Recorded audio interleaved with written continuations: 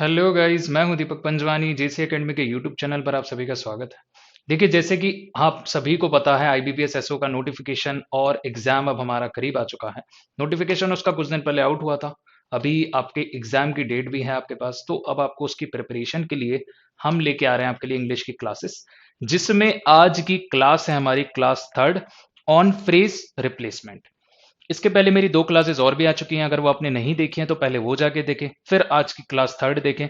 उन दोनों क्लास का जो प्लेलिस्ट है उनका लिंक मैंने इस वीडियो के डिस्क्रिप्शन बॉक्स में रखा है, तो अगर आपने नहीं देखा है तो वो वीडियोस जाके देख लें।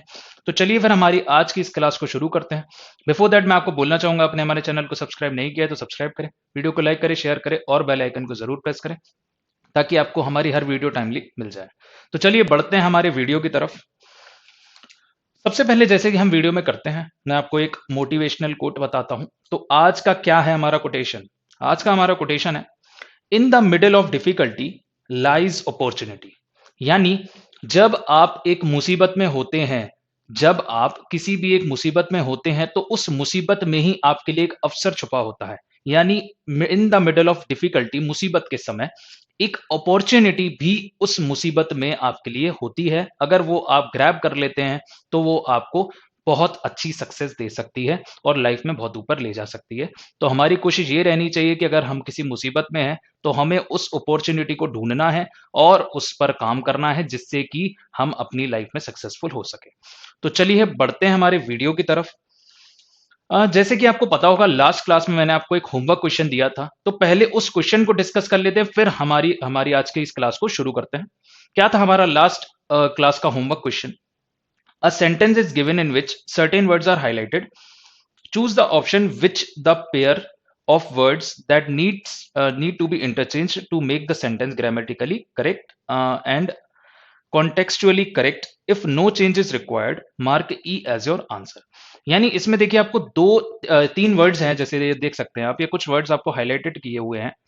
तो अगर आपको इनका पेयर रिप्लेस करना है, यानी मान लीजिए आपको प्रिवेसी की जगह यहाँ पर प्रैक्टिस लगाना है, अगर आपको ऐसा लगता है एसेंशियल की जगह प्रैक्टिस लगाना है, अगर आपको इन्हें इंटरचेंज करना है तो आप उस हिसाब से ऑप्शन चुने। अगर आपको प्रैक्टिस की जगह एसेंशियल लगाना है तो ऑप्शन ए चुने, प्रिवेसी की जगह एबिलिटी लगाना है तो आपको बी चुने। तो ऐसे ही आपको इसमें सुधार करना है, इसमें आपको इंटरचेंज करना है वर्ड्स का।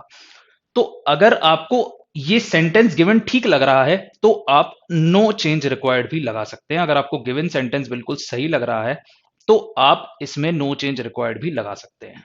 तो एक बार हम सेंटेंस को पढ़ लेते हैं, फिर हम देखते हैं इसमें क्या एरर है और क्या वर्ड चेंज करने की जरूरत है। सबसे पहले सेंटेंस पढ़ते हैं। इन today's world, privacy and a company's ability, ability को मैं अंडरलाइन कर लें आप, क्योंकि ये भी हाईलाइटेड में आएगा, क्योंकि ऑप्शन में गिवन है हमें। And a company's ability to secure personal data has become a practice component of strong business essential. ये आपका सेंटेंस था। अब इसमें क्या नीड है हमें चेंज करने की, ये हम एक बार देख लेते हैं। क्या प्रैक्टिस की जगह एसेंशियल आना चाहिए? एक बार हम सेंटेंस को फिर से पढ़ते हैं और इनको पुट करके देखते हैं।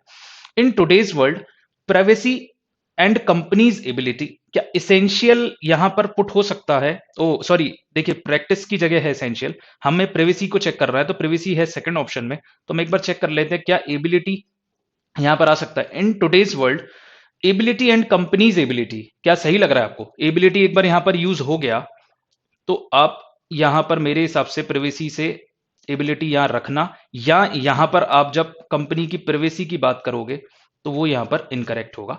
इसका इंटरचेंज करना सही नहीं होगा। बाकी एक बार हम फिर से सेंटेंस को पढ़ के देख लेते हैं, क्या कहीं हमें एरर लग रहा है। In today's world, privacy and a company's ability, ये यहां तक बिल्कुल सही है। To secure personal data has become a practice component, ये भी सही है, ऑफ स्ट्रॉन्ग बिजनेस एसेंशियल। तो मेरे हिसाब से तो ये सेंटेंस 100% सही है, यानी जो इसका उत्तर हो जाएगा नो चेंज रिक्वायर्ड होगा, क्योंकि जहां एसेंशियल चाहिए है आपको वहां एसेंशियल मिल रहा है, जहां प्रैक्टिस चाहिए है ये भी ग्रामेटिकली करेक्ट है, इसके बाद एसेंशियल भी सही है। तो मेरे हिसाब से जो इसका आपका आंसर होगा ये होगा option E, no change required, इसका उत्तर हो जाएगा। उम्मीद करता हूं आप इस सवाल को समझ पाए होंगे और आपका आंसर सही निकला होगा। तो बढ़ते हैं हमारी आज की क्लास की तरफ। क्या है हमारी आज की क्लास का पहला सवाल, या क्या पढ़ने वाले आज हम? देखिए, जैसे क्लास की स्टार्टिंग में मैंने आपको बताया, आज हम फ्रेज रिप्लेसमेंट पढ़ेंगे। क्या होगा? Which of the phrase 1 2 3 4 given below each sentence should replace the phrase printed in the bold to make the sentence grammatically correct. If the sentence is already correct, mark 5, जिसमें आपको no correction required. यानी देखिए ऐसा है, एक आपको sentence given होगा, उसमें अंडरलाइंड या बोल्ड में एक वर्ड लिखा होगा, एक सेंटेंस टाइप्स में लिखा होगा, एक फ्रेज लिखी होगी, जैसे मैं बोलता हूं। अगर वो आपको गलत लगती है तो उसको ठीक करने के लिए आपको 4 ऑप्शन दिए गए होंगे। आपको उन 4 ऑप्शंस में से एक ऑप्शन को चुनना है उसको रिप्लेस करने के लिए। लेकिन आपको गिवन फ्रेज सही लगती है तो आप नो करेक्शन रिक्वायर्ड यानी 5th ऑप्शन को चुन सकते हैं कि जो गिवन फ्रेज है भाई वो सेंटेंस के हिसाब से बिल्कुल सही है। तो ये था हमारे इस क्वेश्चन का मतलब, और यही आगे जाके आपको क्वेश्चंस में करना है। तो देखते हैं आज का हमारा पहला सवाल क्या है। हमारा पहला सवाल ऑफ फ्रेज रिप्लेसमेंट, पढ़ते हैं हमारे सवाल को। His behaviour with all his employees is so pleasing that everyone comes forward for helping him. देखिए, ये था हमारा गिवन सेंटेंस, ये थी हमारी गिवन फ्रेज। अब अगर आपको लगता है कि ये फ्रेज गलत है तो आप इसको 1 से रिप्लेस कर सकते हैं, 2 से रिप्लेस कर सकते हैं, 3 से रिप्लेस कर सकते हैं, या 4 से रिप्लेस कर सकते हैं। लेकिन आपको गिवन फ्रेज बिल्कुल सही लग रही है तो आप ऑप्शन 5th को चुनकर अपना आंसर बता सकते हैं। ये सवाल करने के लिए मैं दूंगा आपको 10 सेकंड। 10 सेकंड का टाइम मैं आपको दूंगा। उस 10 सेकंड में आपको मुझे बताना है इसका आंसर। तो जल्दी से शुरू हो जाइए फटाफट से और मुझे इसका उत्तर बताएं। फिर मैं आपको बताता हूं इसका सोल्यूशन, क्या आंसर इसका होगा और क्यों होगा ये भी मैं आपको बताऊंगा। चलिए जल्दी से शुरू हो जाए। क्या आंसर होगा? फटाफट से, जल्दी। 10 सेकंड है आपके पास।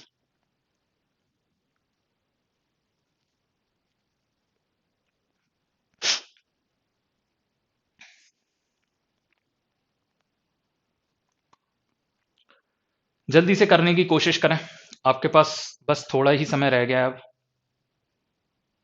10 सेकंड मैंने आपको दिए हैं।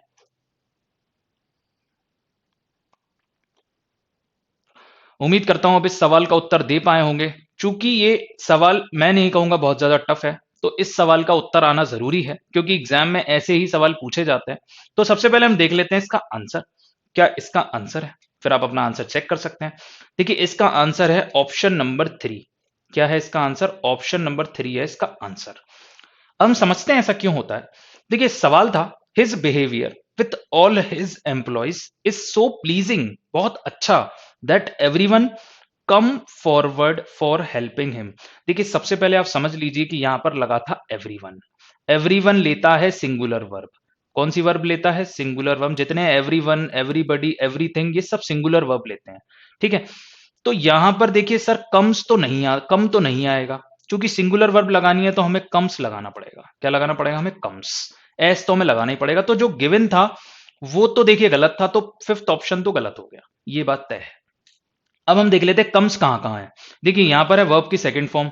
यहां पर इज लगा था तो प्रेजेंट की बात हो रही थी, तो केम तो नहीं आएगा, यानी पहला ऑप्शन भी कट जाएगा, पहला ऑप्शन नहीं हो सकता। अब comes toward him for help. ठीक है, ठीक है, कम्स टूवर्ड नहीं होगा, कम फॉरवर्ड मतलब होता है आगे आना, उसके पास ना जाना, उसके आगे आना, इसीलिए टूवर्ड्स नहीं होगा, सेकंड ऑप्शन गलत हो जाएगा। अब हम देखते हैं हमारा थर्ड और फोर्थ में क्या गलत था कि फोर्थ वाला गलत हो गया। थर्ड वाला बोलता है comes forward to help him. देखिए, कम्स फॉरवर्ड टू ही होता है, कम्स फॉरवर्ड फॉर नहीं होता है, ये गलत होगा। हमेशा comes forward to help him ही होगा, क्योंकि ये एक कम्स फॉरवर्ड टू एक प्रपोजिशन है, टू, जो कि फॉरवर्ड के बाद आप आगे आने के लिए यूज करते हैं, यानी comes forward to help him, ये आपका सही होगा ग्रामेटिकली। थर्ड ऑप्शन आपका उत्तर हो जाएगा।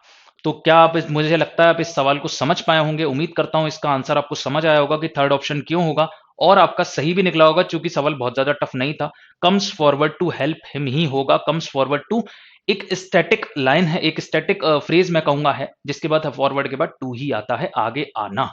ठीक है, बढ़ते हैं हमारे नेक्स्ट क्वेश्चन की तरफ। इस सवाल को करने के लिए भी आपके पास है 10 सेकंड। क्वेश्चन में आपके लिए पढ़ देता हूं, सेंटेंस में आपके लिए पढ़ देता हूं। The police commissioner burst into rage and ordered immediately suspension of the inspector. 5 option आपके सामने हैं। अगर आपको लगता है कि ये सही है तो आप फिफ्थ ऑप्शन भी चुन सकते हैं। ऐसा नहीं है फिफ्थ ऑप्शन आंसर नहीं होगा, बहुत सारे चांसेस में फिफ्थ ऑप्शन आंसर होता है। तो आप 5 ऑप्शन को ध्यान में रखकर आंसर लगाएं। 10 सेकंड में आपको दे रहा हूं, जल्दी से करें। आसान सा है ये सवाल भी, बहुत ज्यादा टफ नहीं है। ये डिपेंड करेगा आपके ग्रामर की नॉलेज पर। ये सवाल मैं आपको एक हिंट दे रहा हूं, अगर आपने ग्रामर अच्छे से पढ़ी हुई है तो आप इस सवाल को बना जाएंगे। जल्दी से करें फटाफट,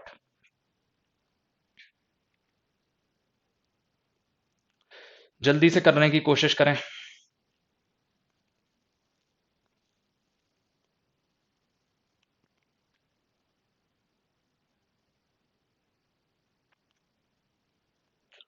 क्या आंसर इसका हो सकता है? जल्दी से बताएं। उम्मीद करता हूं अब इसका उत्तर दे पाए होंगे। चूंकि सवाल आसान था, मैं बोलूंगा ये सवाल का डिफिकल्टी लेवल इजी था। अगर ये पेपर में आएगा तो आपके 100% इसमें मार्क्स आने चाहिए। ऐसे सवालों में गलती नहीं होनी चाहिए। पढ़ते हैं एक बार सवाल।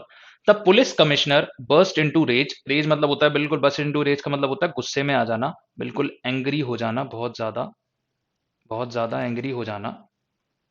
ठीक है। And ordered immediately suspension of the inspector. देखिए सबसे पहले मैं आपको बता दूं, यहां पर देखिए ऑर्डर्ड लिखा था, ये तो है आपकी वर्ब। ठीक है, ये आपको पता ही होगा, ऑर्डर्ड लिखा था। यहां पर जो सस्पेंशन है मैं आपको बता दूं, सस्पेंशन है नाउन। क्या है सस्पेंशन? नाउन। अब आप समझ लीजिए, नाउन के पहले पहले आने वाले शब्दों को हम क्या कहते हैं? नाउन के पहले आने वाले शब्दों को हम कहते हैं क्या? एडजेक्टिव। नाउन के आने वाले पहले शब्दों को क्या बोलते हैं? एडजेक्टिव, चूंकि वो नाउन के बारे में कुछ हमें एक्स्ट्रा इंफॉर्मेशन देते हैं। अब आप देख पा रहे होंगे सस्पेंशन था नाउन, इमीडिएटली क्या है यहां पर? ये है एडवर्ब। कैसे पहचाना? ली लगा था। समझ पा रहे हो आप? एडवर्ब आ गया नाउन के पहले। चूंकि नाउन के पहले एडवर्ब नहीं आ सकता, ये तो आपको पता ही होगा। नाउन के पहले क्या आता है? एडजेक्टिव आता है। तो यहां पर हो गई इनसे मिस्टेक। अगर मैं पहला सेंटेंस देखूं, पहला आपका ऑप्शन देखूं, उसमें लिखा था ऑर्डर इमीडिएटली। देखिए इमीडिएटली तो वैसे ही नहीं आ सकता, मैंने आपको बता दिया कि आपको एडवर्ब नहीं लगाना है, एडजेक्टिव लगाना है, तो इमीडिएट आएगा। क्या आएगा? इमीडिएट आएगा, ना कि इमीडिएटली आएगा। इमीडिएट सस्पेंशन होगा। ठीक है, तो पहला तो देखिए इमीडिएटली से ही चला गया, आपका खत्म हो गया। फिफ्थ ऑप्शन भी नहीं होगा, चूंकि मैंने आपको बता दिया कि एल वाई नहीं आएगा, गिवन में एल वाई है। ऑर्डर्ड, पहली बात तो देखिए ऑर्डर्ड होगा क्योंकि यहां बर्स्ट था, बर्स्ट आपका V2 है, तो सेंटेंस पास्ट में है, तो यहां पर ऑर्डर्ड होना चाहिए था। तो ये तो पहले ही गलत हो गया फर्स्ट। अब यहां पर इमीडिएट तो हो गया, लेकिन यहां पर ऑर्डर्ड होना चाहिए था सेकंड वाले में, चूंकि सेंटेंस पास्ट में है, तो ये भी नहीं होगा। अब हम देखते हैं थर्ड वाले को। देखिए ऑर्डर्ड सही है, इमीडिएट सही है, यही आपका उत्तर होगा, यही उत्तर होना चाहिए। चूंकि ऑर्डरिंग नहीं होगा, सेंटेंस पास्ट में है, तो ये भी नहीं होगा। ऑप्शन 3 आपका बिल्कुल सही है। उत्तर चेक करते हैं, देख लीजिए भाई, आंसर है आपका ऑप्शन 3।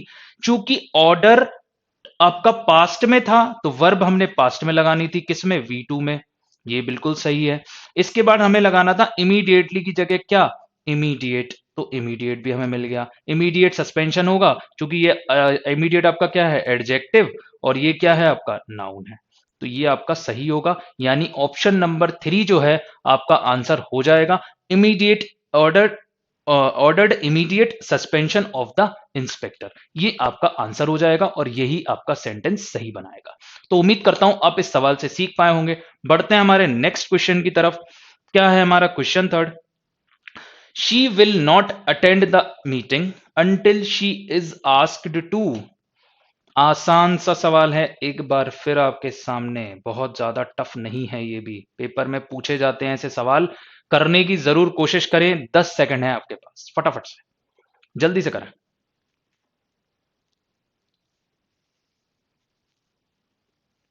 शाबाश, जल्दी से करें फटाफट से। आपके पास है 10 सेकंड, जिसमें से अब 7 सेकंड बचे हैं। जल्दी से करें, आखिरी 5 सेकंड है आपके पास।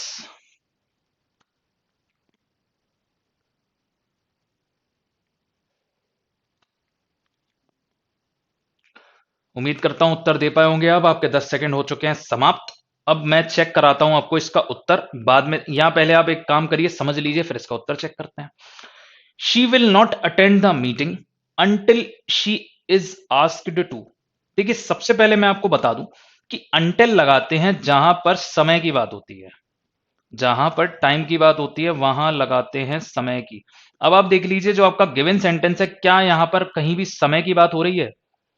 क्या यहां पर कहीं भी समय की बात हो रही है? She will not attend the meeting until she is asked to. Until समय के लिए यूज होता है, अंटिल तो देखिए सर यहां पर नहीं आएगा। हम पुट करके देते हैं एक्सेप्ट, एक्सेप्ट लगा के देख लीजिए, she will not attend the meeting except she is asked to. ये तो फिट नहीं हो रहा ना, तो वन तो नहीं होगा। इसके बाद इवन विथ नहीं, सेकंड ऑप्शन भी नहीं होगा। इवन एक्सपेक्ट एक्सेप्ट भी नहीं होगा। ठीक है, इसके बाद जो आप फोर्थ ऑप्शन देख रहे हो ये मुझे सही लग रहा है। कारण ये है अनलेस हम यूज करते हैं कंडीशन के लिए, अनलेस हम यूज करते हैं कंडीशन के लिए। वाइल अंटिल मैंने आपको बताया, देखिए ये पढ़ते ही मुझे समझ में आ गया था, या तो यहां पर अनलेस आएगा या तो यहां पर अंटिल आएगा। अंटिल आता है समय के रेफरेंस में, अनलेस आता है कंडीशन के रेफरेंस में। तो एक ही ऑप्शन मुझे दिख रहा था, ऑप्शन 4। आंसर चेक करें, आंसर है इसका option 4। She will not attend the meeting unless, unless she is asked to. ये एक कंडीशन के लिए यूज होता है। क्यों? जब तक उससे नहीं पूछोगे तब तक वो मीटिंग अटेंड नहीं करेगी। Unless is used for condition, not for time. For time we have to use until. तो इसका आंसर क्या हो जाएगा? ऑप्शन 4 आंसर हो जाएगा इसका, अनलेस। तो उम्मीद करता हूं आप इस सवाल को समझ पाए होंगे, सवाल इजी था। बढ़ते हैं हमारे अगले क्वेश्चन की तरफ। क्या है हमारा अगला question? He would be like to have some ice cream. देखिए ये भी इजी है, मैं आपको बता रहा हूं बहुत ज्यादा टफ सेंटेंसेस नहीं दिख रहे हैं मुझे आज, इजी हैं। और उम्मीद करता हूं आपका स्कोर जो है अभी तक 100% जा रहा होगा, क्योंकि आना चाहिए 100%, क्योंकि टफ नहीं पूछा गया अभी तक आपसे। जल्दी से आपके पास है 10 सेकंड, करने का प्रयत्न करें जिससे कि आपको पता लग पाए आपके लेवल ऑफ नॉलेज, फिर मैं आपको इसका उत्तर बताता हूं जल्दी से। He would be like to have some ice cream, क्या ये सही है?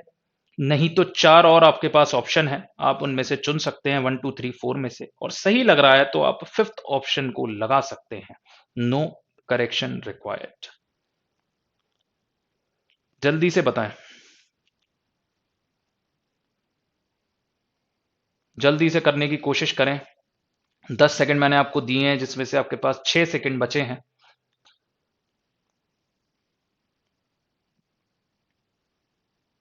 आसान सा सवाल है, उम्मीद कर रहा हूं आप इस सवाल को कर पाए होंगे अभी तक।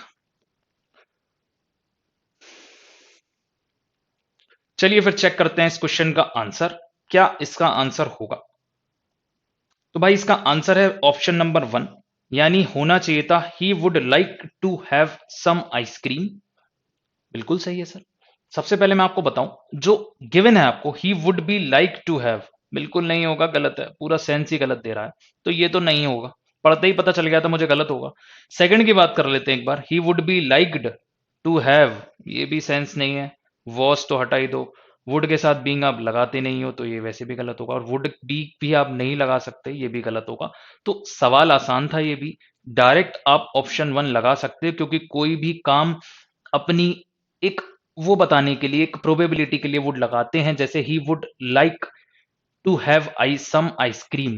तो आई जैसे बोलते हैं ना, I would like to thank, I would like, ये हमेशा ही सिंपल चलता है, और ये आपका इन्फिनेटिव लेके चलता है, 2 प्लस V1 इसके बाद आ जाता है, आप चाहे कुछ भी लगा लें इसके बाद। तो आई वुड लाइक टू आपका सही होगा, ही वुड लाइक टू आपका सही होगा। सेंटेंस क्या बनेगा? He would like to have some ice cream, ये ग्रामेटिकली भी सही है। आप पढ़ोगे, आपको पढ़ने से ही पता चल जाएगा कि आपका ऑप्शन नंबर 1 जो है वो सही है, यानी इजी सवाल था, आंसर आना बनता था इसका। तो उम्मीद करता हूं आप इस सवाल को भी समझ पाए होंगे, क्वेश्चन नंबर 4 को। बढ़ते हैं हमारे क्वेश्चन 5 की तरफ। क्या है हमारा question 5? A master should never impose his servant to much work. जल्दी से करिए, 10 सेकंड आपको मैं दे रहा हूं। पांचवा क्वेश्चन है हमारा ये। इसके बाद आप अपना स्कोर भी चेक कर सकते हैं कि 5 में से कितना रहा आपका। जल्दी से, आपके पास 10 सेकंड है, और ये आपका रहेगा इजी टू मॉडरेट, मैं कहूंगा इजी भी नहीं है, मॉडरेट के बीच में होगा दोनों के। जल्दी से करने की कोशिश करें फटाफट। 10 सेकंड है आपके पास।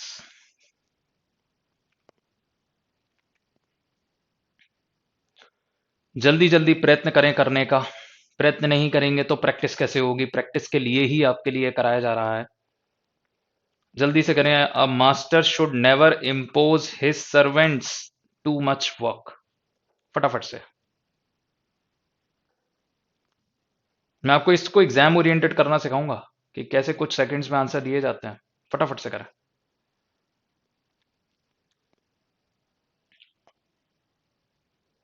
उम्मीद करता हूं आप इसका उत्तर दे पाए होंगे। अब मैं आपको इसको बताता हूं करते कैसे हैं। इंस्टेंट।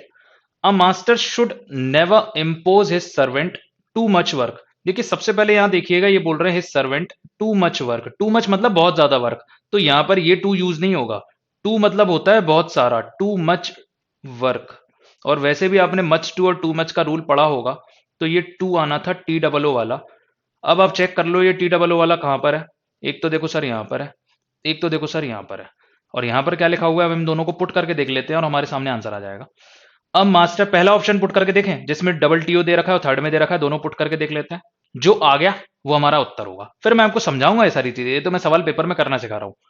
क्या बोल रहा है? Master should never impose his servant with too much work, या a master should never impose too much work on his servant. फिर से पढ़ें। A master should never impose his servant with too much work, या a master should never impose too much work on his servant. तो इसका answer या तो option 1 होगा या तो ऑप्शन 3 होगा। सबसे पहले हम देखें, काम को ना सौंप रहे हो आप किसको? आपके सर्वेंट्स को। Too much work on his servants यानी थोपना, impose too much work, impose too much work. मेरी नजर में इसका आंसर 3 होना चाहिए और यही इसका आंसर है। मैं एग्जाम में होता इसका आंसर 3 लगाता और यही आंसर है आपका आंसर नंबर 3। अब देखिए ऐसा है, यहां पर इन्होंने बोला इम्पोज। इम्पोज मतलब थोपना, इम्पोज टू मच वर्क, यानी ये काम के लिए यूज हो रहा ना इम्पोज, तो ये इसके लिए हो जाएगा ऑप्शन 3 आपका आंसर हो जाएगा। ठीक है, अब मैं आपको इसको समझाता हूं पूरी तरीके से। ऐसा होता है देखिए, या तो आपका देखिए, अब जब मैंने इसको पढ़ा तो मुझे पता चल गया था कि यहां पर जो टी डबल ओ वाला है ये टू यूज होगा ना कि सिंगल टू, क्योंकि हमें या तो टू मच लगाना होता है या मच टू लगाना होता है। ये आपका ग्रामर में रूल है, तो ये तो मुझे पता था, मैं उसकी बात यहां पर नहीं करूंगा, लेकिन मुझे ये पता था कि टू टी डबल ओ वाला टू यहां पर यूज होगा।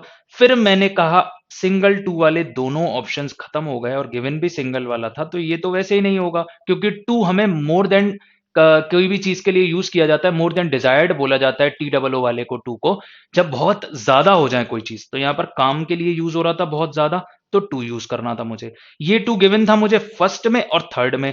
फिर मैंने कहा इसको मैं पुट करके देखता हूं, पुट करने में पता चला कि काम की बात हो रही है थोपने की, तो काम टू मच के लिए आएगा इसके लिए, तो मैंने ऑप्शन 3 लगा दिया, आंसर मेरा आ गया। ऐसे ही एग्जाम में करते हैं। एग्जाम में आपके पास बहुत ज्यादा टाइम नहीं होता है, सटाक से चेक करते हैं कौन सा ऑप्शन हमारे काम का है, कौन सा नहीं है। जो नहीं है उसे साइड किया, जो है उन्हें पुट करके देखा, आंसर आपके सामने आ जाएगा। ऐसे ही एग्जाम में करते हैं कि इंपोज करना था टू मच आएगा, कि impose his servant with too much work. Impose servant को नहीं कर रहे, काम को कर रहे हैं सर्वेंट के ऊपर। ग्रामेटिकली आपका थर्ड वाला ऑप्शन सही हो जाएगा और यही हमारा आंसर है।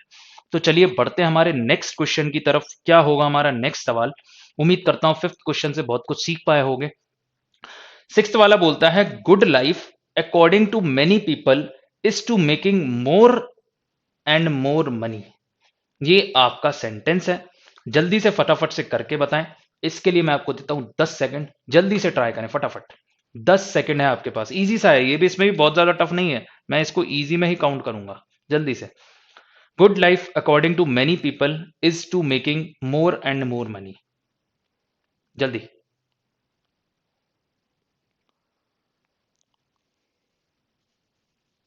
जल्दी करने की कोशिश करें फटाफट से, इजी सा सवाल है, अभी हमको और भी क्वेश्चंस करने हैं इसके। जल्दी करने की कोशिश करेंगे फटाफट से।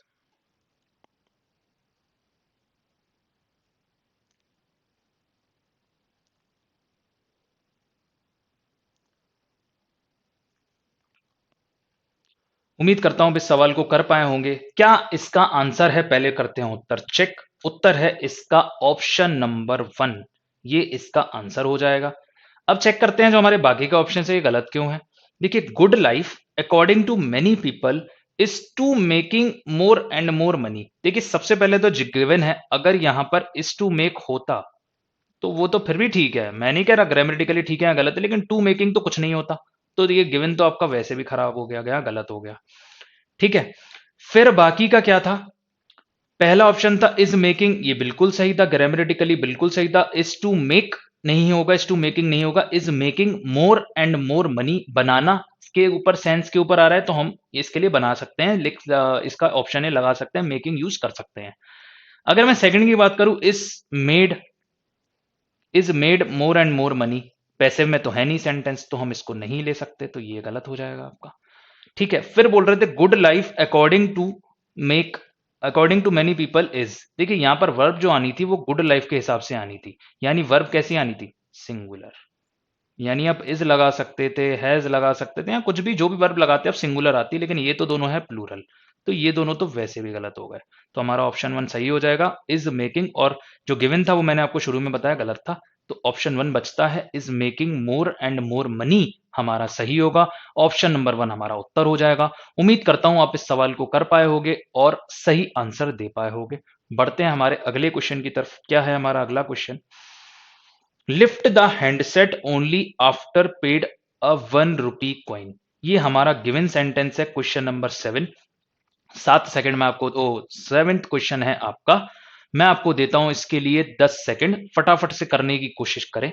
10 सेकंड है आपके पास और ये सवाल है इजी टू मॉडरेट, ये मैं आपको बता रहा हूं, जल्दी से करें फटाफट से। Lift the handset only after paid a 1 rupee coin,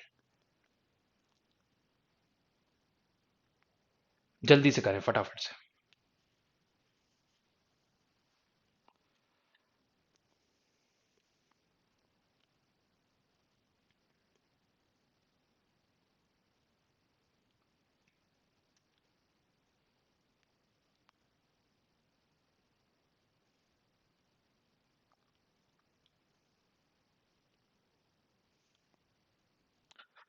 उम्मीद करता हूं आप इस सवाल का उत्तर दे पाए होंगे।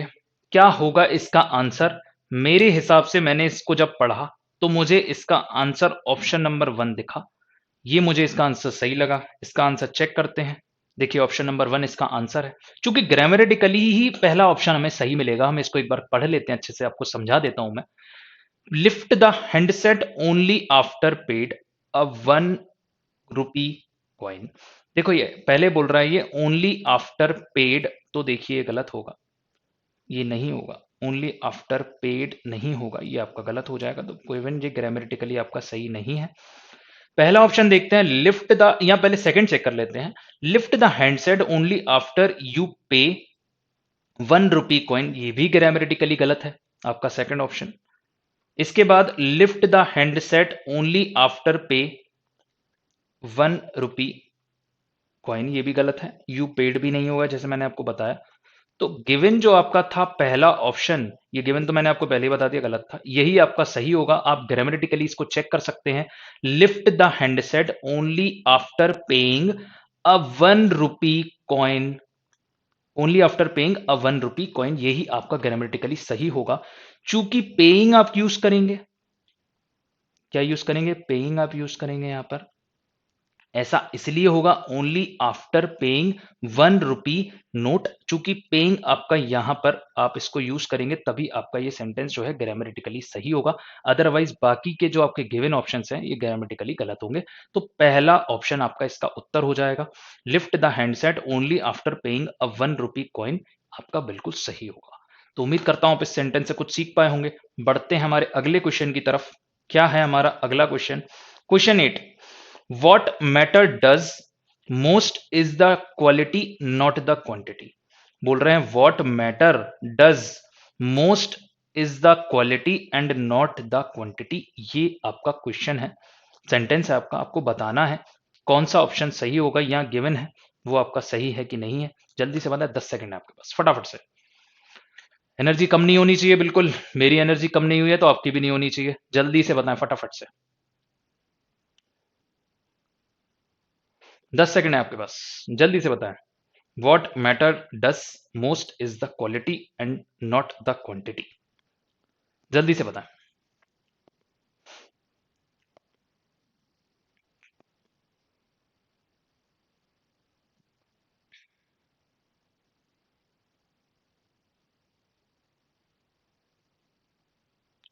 उम्मीद करता हूं आप इसका उत्तर लगा पाए होंगे।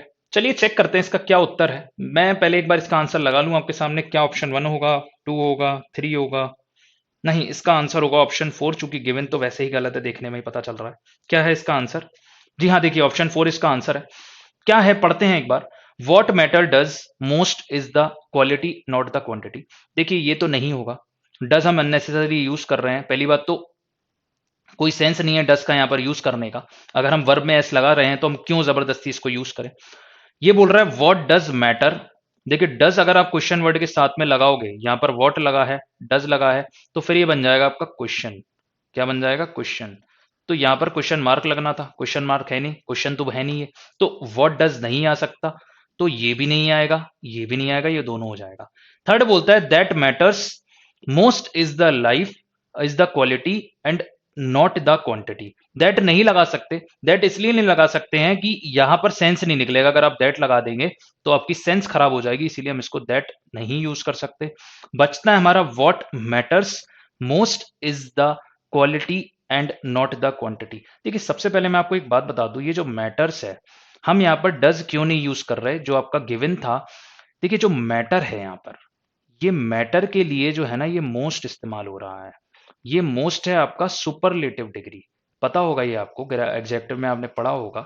ये बता रहा है, इसको डिनोट कर रहा है। व्हाट मैटर मोस्ट, ये मैटर के लिए यूज हो रहा है। मैटर की डिग्री बता रहा है कि मैटर बहुत ज्यादा कर रहा है, इसीलिए ये मोस्ट मैटर के लिए यूज हो रहा है, ना कि डज के लिए यूज हो रहा है। इसीलिए डज नहीं आएगा, मैटर ओनली आएगा। तो अब मैंने लगाया व्हाट के साथ मैटर, और इज लगा हुआ है आगे वर्ब में, तो हमें इसके लिए मैटर लगाना नहीं होगा, हमें मैटर्स लगाना होगा, चूंकि वर्ब का फर्स्ट फॉर्म के साथ एस और ईएस आपका आएगा। चूंकि सिंगुलर बात हो रही है, किसके लिए इज आ गया, तो आपको मैटर्स लगाना होगा, ना कि मैटर। तो what matters most is the quality and not the quantity. क्या हो जाएगा आंसर? आंसर हो जाएगा ऑप्शन 4, चूंकि मैटर के लिए मोस्ट यूज किया गया है, ना कि डस के लिए, इसीलिए आपका फिफ्थ वाला गलत हो जाएगा।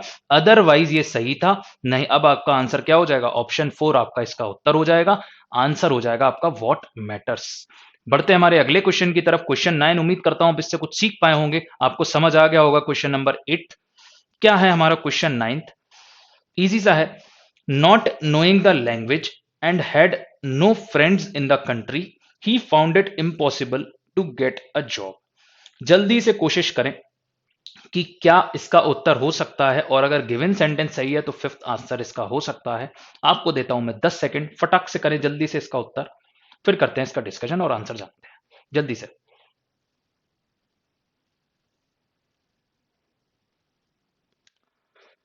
जल्दी से करने की कोशिश करें। आसान सा क्वेश्चन है ये, बहुत ज्यादा टफ नहीं है। अगर आपने रीडिंग स्किल्स आपकी बेहतर है तो इन क्वेश्चंस को करने में आपको कभी प्रॉब्लम नहीं आएगी। आपकी रीडिंग स्किल्स बेहतर होनी चाहिए।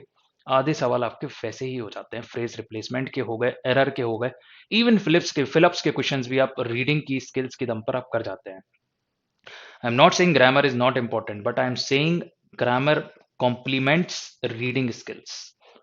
Both are important, but you have to read. You have to make your reading skills as much as better as you, as good as you can.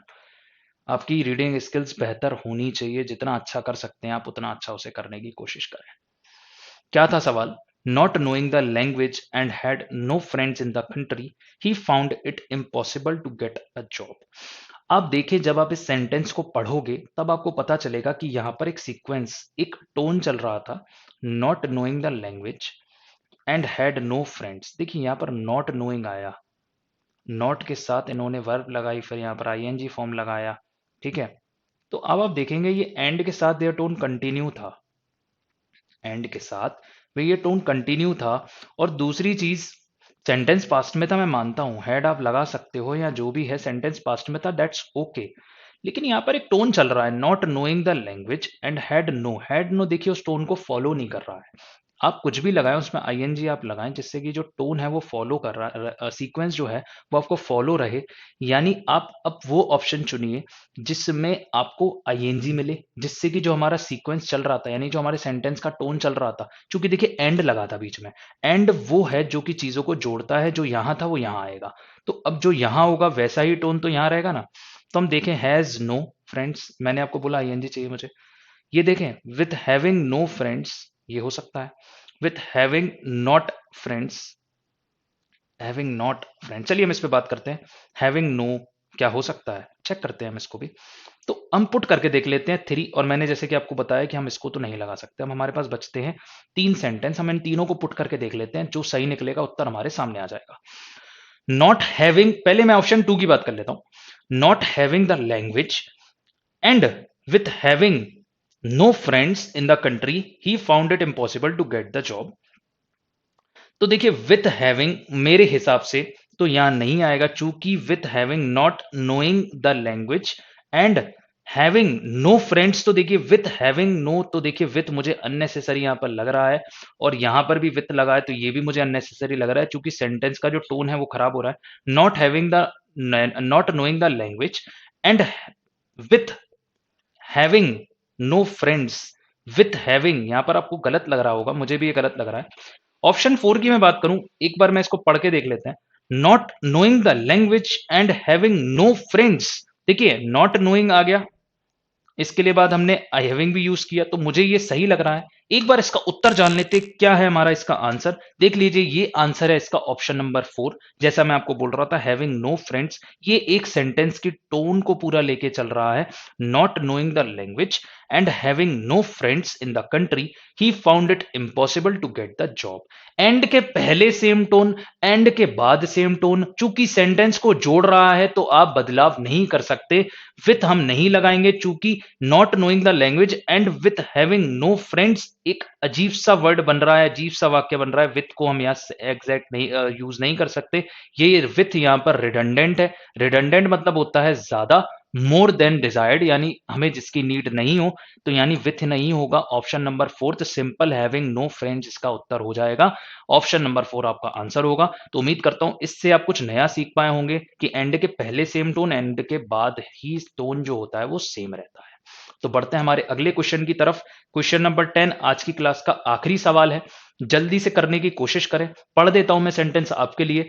With the introduction of the new system the number of candidates who resort to unfair means is decreasing year after year.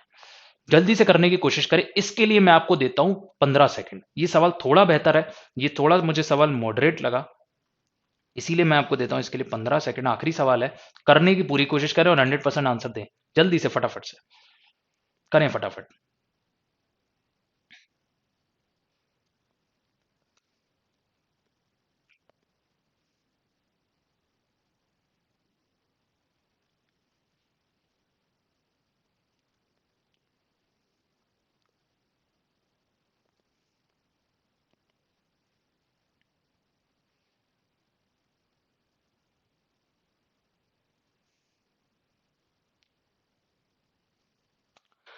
उम्मीद करता हूं आप इसका उत्तर दे पाए होंगे। चलिए पढ़ते हैं सेंटेंस को और इसको करने की कोशिश करते हैं और आपका उत्तर भी चेक कराते हैं। With the introduction of the new system, the number of candidates who resort to unfair means is decreasing year after year. क्या है इसका उत्तर, उत्तर चेक करें भाई। इसका उत्तर है आपका नो करेक्शन रिक्वायर्ड। इसका उत्तर है आपका नो करेक्शन रिक्वायर्ड। जैसे कि बहुत सारे लोगों को लगता है ये आंसर नहीं हो सकता है, भाई आंसर होता है, और एग्जाम के आंसर की आप उठा के देखोगे तब आपको पता चलेगा कि ऑप्शन 5 भी उसमें इंक्लूडेड होता है बहुत जगह। बहुत सारे लोग एरर ढूंढने में ही लग जाते हैं, ये नहीं सोचते कि वो गिवन सही भी हो सकता है। तो देखते हैं, हम चेक करते हैं भाई क्यों बाकी के गलत हैं। बोल रहे हैं with the introduction of the new system the number of candidates who resort, देखिए सबसे पहले देखिए आप कि यहाँ कैंडिडेट्स के लिए हु यूज हुआ है, कैंडिडेट्स के लिए हु यूज हुआ है। तो कैंडिडेट्स देखिए बहुत सारे कैंडिडेट हैं, क्योंकि कैंडिडेट्स हैं तो इसके लिए जो वर्ब की फर्स्ट फॉर्म है वो रिजॉर्ट ही आनी चाहिए थी। ये तो आप समझ पाए होंगे, रिजॉर्ट्स नहीं आता क्योंकि वो फिर सिंगुलर के लिए आता, तो हु के लिए यूज हुआ है तो हमने रिजॉर्ट यूज किया। अब चैलेंज यहां आता है कि who resorting to unfair means is decreasing year after year. अगर मैं पहले ऑप्शन को देखूं तो रिजॉर्टिंग टू लगा हुआ है यहां पर, हु रिजॉर्टिंग टू। देखिए ये ना एक प्रेजेंट सेंटेंस है, ये एक सिंपल प्रेजेंट का सेंटेंस है। मैं आपको बता दूं, सिंपल प्रेजेंट में आप जो है सीधा सीधा या तो वर्ब की फर्स्ट फॉर्म लगाते हैं, या वर्ब की फर्स्ट फॉर्म के साथ आप लगाते हैं एस या यस, ये दोनों चीजें यूज कर सकते हैं। अब यहां पर आईएनजी यूज किया इसीलिए गलत हो गया। इसके बाद यहां पर infinitive who to resort to, क्या लग रहा है आपको ग्रामेटिकली सही है? ये तो बिल्कुल ही गलत है। इसके बाद हु रिजॉर्टेड टू, भैया रिजॉर्टेड है, प्रेजेंट की बात हो रही है, चूंकि इज डिक्रीजिंग प्रेजेंट की बात हो रही है, आज के टाइम की बात हो रही है कि कैसे चीजें कम होती जा रही है, यहां वो कैंडिडेट्स कम होते जा रहे हैं, तो भाई रिजॉर्टेड क्यों कर रहे हो? ये तो गलत हो जाएगा ना। फिर हु टू रिजॉर्टिंग टू, बिल्कुल सेंसलेस, बिल्कुल गलत होगा। इसके बाद मैं आपको बता दूं, पहला जैसे मैंने आपको बताया कि आईएनजी में नहीं आएगा, तो पहले की हमने बात कर ली, तो ये भी नहीं होगा। बचता क्या है? Option 5, no correction required. क्यों? क्योंकि हमारा जो सेंटेंस था वो था सिंपल प्रेजेंट में, हमें जो वर्ब की फर्स्ट फॉर्म चाहिए थी और हमें उसे यूज करना था कैंडिडेट्स के हिसाब से। देखिए या तो वर्ब की फर्स्ट फॉर्म में एस आता या ईएस आता, नहीं तो सिंपल वर्ब की फर्स्ट फॉर्म आती, चूंकि सिंपल प्रेजेंट में था।